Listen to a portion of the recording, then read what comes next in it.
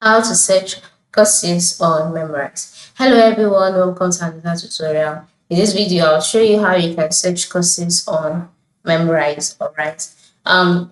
In order for you to search courses on Memrise, the major way is by logging into your Memrise account, just like I've done here. And then once you're logged in, move to the top left corner of the screen. Alright. Where you can see the language icon that you are currently learning.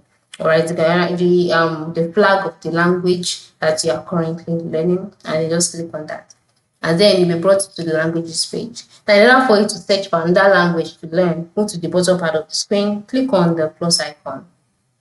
Okay, and then you will see many other languages that you can learn on this particular application. So you can just go ahead to search out the one that you desire, and then once you found it, click on it, and you'll be taken to the next stage where you have to tailor your lessons by choosing your level.